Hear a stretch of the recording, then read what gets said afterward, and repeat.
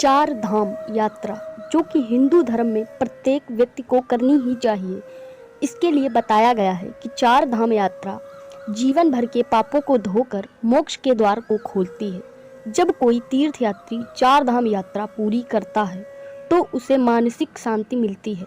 चार धाम यात्रा भारत में चार तीर्थ स्थल के रूप में स्थित है। चार धाम का अर्थ है चार निवास। अगर आप सोच रहे हैं कि चार धाम यात्रा क्यों महत्वपूर्ण है, तो हम आपको इसी के बारे में आज बताने वाले हैं। चार धाम यात्रा हिंदुओं के लिए क्यों महत्वपूर्ण है। हमेशा से यह मान्यता रही है कि प्रत्येक हिंदू को अपने जीवन काल में कम से कम एक बार इस तीर्थ यात्रा पर अवश्य ही जाना चाहिए, क्योंकि चार धाम यात्रा जीवन के सभी पापों को धोकर प्राणी को मोक्ष के दरवाजे तक ले जाती है। जब कोई तीर्थयात्री अपनी जीवन में इस यात्रा के उद्देश्य को प्राप्त करता है तो अच्छा ही होता है। चार धाम यात्रा भारत के चार तीर्थ स्थलों के रूप में है, जिनमें से सबसे पहला है हमारा केदारनाथ धाम। हरिद्वार चार धाम यात्रा के लिए शुरुआती बिंदु के रूप में कार्य करता है। यहाँ से तीर्थयात्री चार पवित्र स्थलों पर जाते हैं। वे यमुनोत्री से शुरुआत करते हैं और प्रसिद्ध गंगोत्री की ओर बढ़ते हैं। बद्रीनाथ धाम में अपनी यात्रा समाप्त करने से पहले वे केदारनाथ धाम में रुकते हैं। चार धाम यात्रा एक कारण से इस आदेश का पालन करती है और इन चारों स्थलों में से प्रत्येक के साथ एक विशेष महत्व जुड़ा हुआ है। आइए यमुनोत्री धाम से शुरुआत करते हैं, जो यमुना नदी के स्रोत के पास है।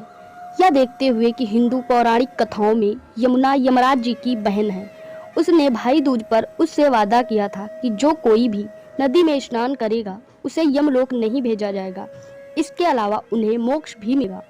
चार धाम के पीछे का इतिहास महान सुधारक और दार्शनिक शंकराचार्य आदि ने मूल चार धाम का निर्माण किया था। मूल चार धाम में से तीन स्थान वैष्णव, पुरी, द्वारिका और बद्रीनाथ है, जबकि एक शैव रामेश्वरम है। हिंदू धर्म मानता है कि बद्रीनाथ इसलिए प्रमुखता से उभरा क्योंकि विष्णु अवतार नारायण ने वहां तपस्या की थी। उस समय यह क्षेत्र बेर के पेड़ों से आच्छादित था। संस्कृत में बेर को बद्री के नाम से जाना जाता है, इसलिए यह स्थान बद्रिका वन या बेर के जंगल के नाम से प्रसिद्ध हुआ था। जिस स्थान पर नारायण ने तपस्या की थी, उस स्थान पर एक विशाल बेरी का पेड़ विकसित हुआ। इससे उसे बारिश और रोशनी से बचाया। स्थानीय लोगों का मानना है कि भगवान नारायण को बचाने के लिए माता लक्ष्मी एक बेरी के पेड़ के रूप में बदल गई थी। नारायण ने दावा किया है कि तपस्या के बाद लोग हमेशा नारायण से पहले लक्ष्मी का उच्चारण करते हैं। यह हिंदुओं के बीच लक्ष्मी नारायण के उपयोग को बढ़ावा देता है। परिणाम स्वरूप इसका नाम बद्रीनाथ पड़ा, जिसका अर्थ है वेरी वन के भगवान। यह सब सतयुग के दौरान हुआ था। परिणाम स्वरूप बद्रीनाथ के नाम से जाना जाने लगा। धार्मिक मान्यताओं के अनुसार बद्रीनाथ धाम को सृष्टि का 8वां बैकुंठ भी कहा जाता है। कहते हैं कि यहाँ विष्णु भगवान महीने में 6 महीने में विश्राम के लिए आते हैं और साथ ही केदारनाथ धाम में भगवान शंकर जी विश्राम करते हैं। केदारनाथ में 2 पर्वत हैं जिन्हें नर और नारायण के नाम से जाना जाता है। वह भगवान विष्णु के 24 अवतारों में से एक है। यह भी माना जाता है कि केदारनाथ धाम के दर्शन के बाद ही बद्रीनाथ धाम के दर्शन किए जाते हैं। ऐसा करने से पूजा का पूर्ण फल प्राप्त होता है। शास्त्रों में बताया गया है कि चार धाम यात्रा करने से व्यक्ति को जीवन और मरण के चक्र से मुक्ति प्राप्त होती है।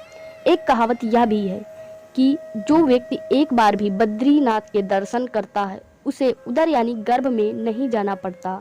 शिव पुराण में बताया गया है कि केदारनाथ ज्योतिर्लिंग का पूजन करने के बाद जो व्यक्ति जल ग्रहण कर लेता है उसे दोबारा जन्म नहीं लेना पड़ता। देश के हर कोने में प्रसिद्ध चार धाम की यात्रा करने से व्यक्ति को विभिन्न क्षेत्रों की भाषा, इतिहास, धर्म इत्यादि और उस जगह से जुड़ी परंपरा आदि से परिचित होने का मौका मिलता है। इससे आत्मज्ञान में वृद्धि होती है। अधिकांश लोग बुढ़ापे में तीर्थ यात्रा करते हैं, लेकिन जो लोग जवानी में ही इस तीर्थ यात्रा को पूरा कर लेते हैं उन्हें परम ज्ञान की प्राप्ति हो जाती है। तीर्थ यात्रा में व्यक्ति को अधिकांश समय पैदल चलना पड़ता है, जिससे शरीर में ऊर्जा बढ़ती है और ऐसा करने से आयु में वृद्धि होती है। वे हमेशा आरोग्य और उनकी आयु में वृद्धि होती है। तीसरा हमारा धाम है द्वारिकापुरी, जो कि गुजरात में स्थित है। इसके अलावा चौथा धाम है पुरी, उड़ीसा पुरी में, जो कि जगन्नाथ धाम को माना गया है।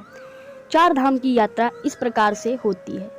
उत्तर में बात करें तो केदारनाथ और बद्रीनाथ, दक्षिण में सेतुबंध रामेश्वरम और पश्चिम में द्वारिकापुरी तथा दक्षिण में उड़ीसापुरी जगन्नाथ जी का धाम। यही हमारे 4 प्रमुख धाम हैं। जानकारी कैसी लगी कमेंट बॉक्स में बताइएगा और धन्यवाद। जय हिंद।